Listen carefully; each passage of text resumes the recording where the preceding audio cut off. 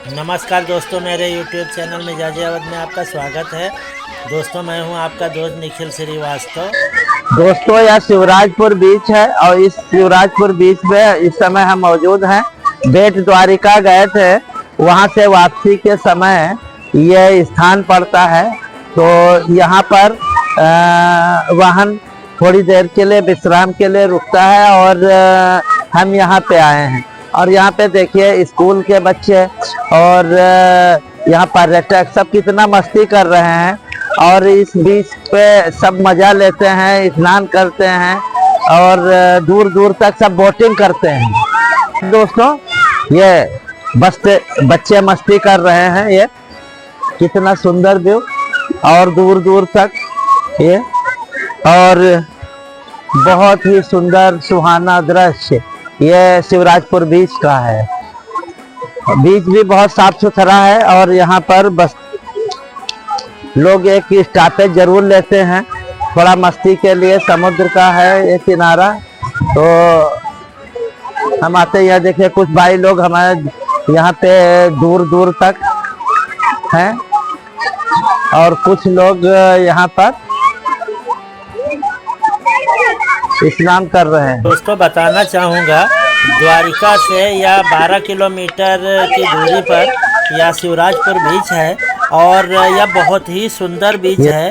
दोस्तों, शिवराजपुर बीच को बहुत जल्दी ही ब्लू फ्लैग बीच की मान्यता प्राप्त हुई है। यह द्वारिका का सर्वश्रेष्ठ बीच है और यहाँ पर हम आए हैं और यहाँ पर डॉल्फिन भी देखी जा सकती हैं। और कितना सुंदर, यहाँ देखिए कितने आते हैं पर्यटक जो इस समुद्र तट का नज़ारा देखते हैं और यहाँ आनंद लेते हैं। जब बहुत साफ़ सुथरा बीच है। जब द्वारका से बेट द्वारिका जाते हैं ओखा, तो उसके बीच में यह स्थान है जो कि द्वारका से 12 किलोमीटर की दूरी पर यह शिवराजपुर बीच पड़ता है, जहाँ पर हम आए हैं। और देखिए दूर दूर तक कितने लोग हैं जो कुछ घुड़सवारी कर रहे हैं, कुछ ऊँट का आनंद ले रहे हैं, कुछ पैदल ऐसे देख रहे हैं, कुछ बच्चे नहा रहे हैं, यहाँ पे पिकनिक का भी आनंद ले रहे हैं।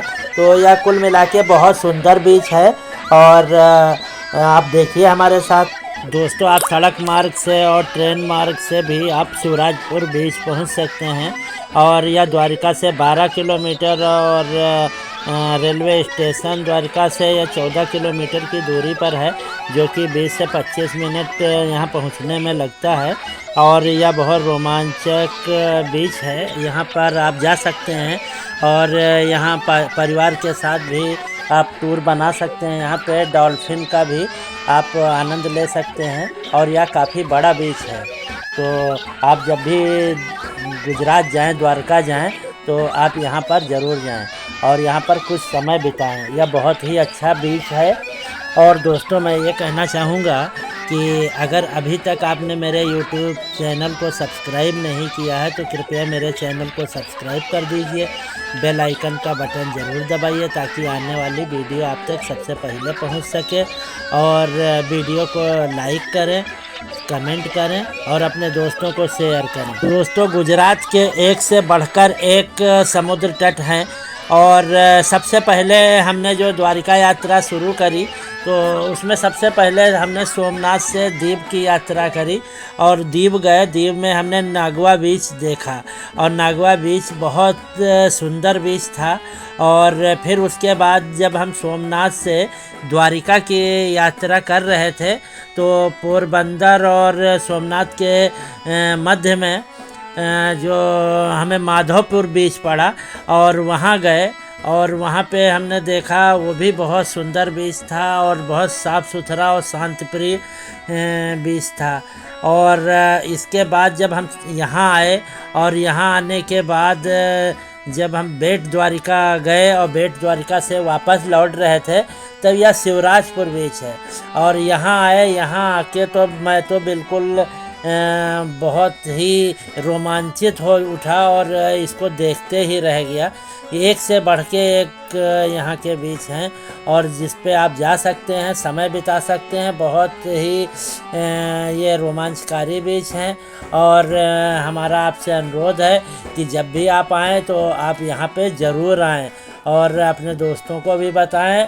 दोस्तों, आप यहाँ पर शिवराजपुर बीच अगर आते हैं तो यहाँ पे स्क्यूबा ड्राइविंग और ऊँट की सवारी जैसे कि नौकायान है, पैराग्लाइडिंग और बम्पर राइड गतिविधियाँ उपलब्ध हैं जिनको आप कर सकते हैं जैसा आप चुनते हैं। और इनका आप टिकट लेके आप इनका आनंद भी ले सकते हैं। और यहाँ पे बहुत ही सुंदर स्थान है कि यहाँ से जाने का मन नहीं करता, लेकिन मेरे पास समय कम होने के कारण मुझे यहाँ से जाना पड़ेगा। और यहाँ 1-2 घंटे कुछ मालूम ही नहीं पड़ते हैं और यहाँ पे अगर सुबह से शाम तक बिताया जाए तब बहुत ही अच्छा महसूस करेंगे। और अब हम द्वारिका जाएंगे। यहाँ से निकलने के बाद हम रुक्मणी मंदिर जाएंगे जो कि रास्ते में ही पड़ता है और वहाँ जाके हम दर्शन करेंगे।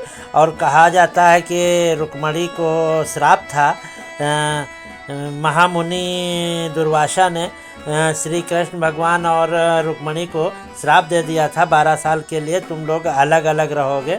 तो इसलिए रुक्मणी देवी का मंदिर अलग है, वहाँ पे 12 साल तक उन्होंने तपस्या करी और भगवान श्री कृष्ण का इंतज़ार किया है और 12 सालों के बाद वह द्वारिका गई।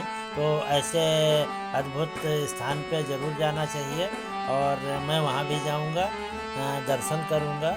तो आप हमारे वीडियो ज़रूर देखिए और दर्शन आप भी करते रहिए। द्वारिकाधीश की जय, रुक्मणी मैया की जय। श्री राधे राधे।